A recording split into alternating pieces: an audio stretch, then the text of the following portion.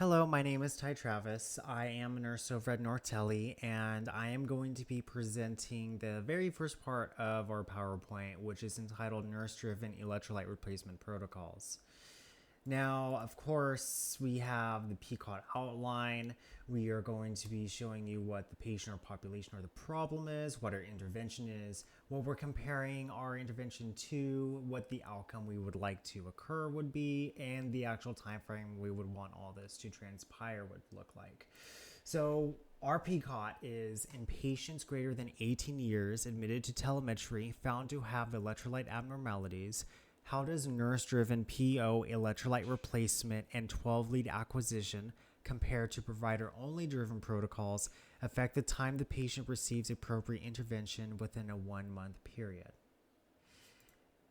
Now, of course, we first need to identify what the problem actually is. And our first problem with provider-only replacement protocols would be an actual delay in care. Physician-driven electrolyte replacement has a higher time between the actual identification of the electrolyte abnormality and the actual order being put in to replace it. We found that there is a higher mean time between those two things occurring in organizations that have physician-driven electrolyte replacement compared to those that are actually nurse-driven. You'll notice on the right side of your screen that the mean time for physicians to first identify and then put in the actual order for replacement for potassium is 161. Compared to nurse-driven protocols, the mean time is only 19. For phosphorus, the mean time for physicians was 187, and for nurses, only 26. And for magnesium, it was 189, and for nurses, 19. Electrolyte abnormalities require immediate intervention, and if there is no intervention done on time, you'll unfortunately endure fatal cardiac arrhythmias with your patient, which we'll actually go through. So the first arrhythmias that we may endure is a condition called Torsades de Pointes. So if you have a patient that has low calcium level, which is usually a calcium level of 2.2 millimoles per liter, but it also depends on your organization, you'll notice that their QTc will be prolonged. And the main concern with a prolonged QTc is a condition called Torsades de Pointes, which actually can be caused by other electrolyte abnormalities such as hypokalemia and hypomagnesia as well. Hypocalcemia can also cause atrial fibrillation. Not terribly often, but atrial fibrillation has been reported in some instances, which was caused primarily by hypocalcemia. But going on to the other abnormalities, you can see torsades having that nice slinky-like appearance. This has occurred in a patient that had hypomagnesia, and that is usually indicated by a serum magnesium level of 1.7 milligrams per deciliter or less. If you look at the right side of your screen, this was done by Mr. Negru in 2022. He just summarized all the kinds of arrhythmias that could occur from hypomagnesia. Usually with low magnesium levels, you'll have more of a tachyarrhythmia kind of issue.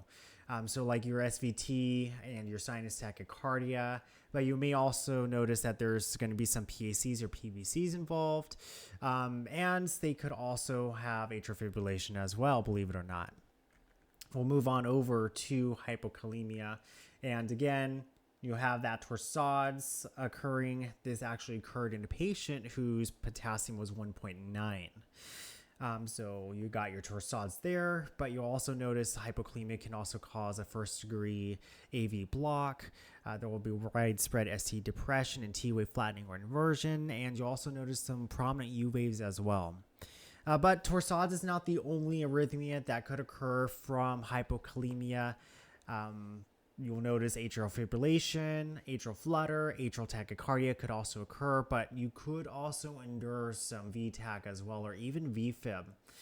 So this again just highlights the reason why it's important to get these orders in as soon as possible, which may also highlight even the benefit of having nursing-driven potassium, calcium, and magnesium replacement protocols.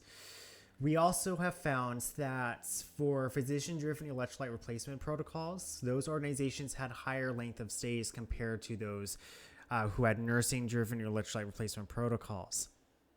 And when you have a patient that has a higher length of stay, they are going to be at higher chance of acquiring a hospital related complications such as hospital-acquired infections. They could fall. There could be any sort of incident or any sort of risk is increased just by virtue of being in the hospital for longer than the average. And also, some insurances will not cover or may not fully cover a hospital stay if it's outside X amount of days.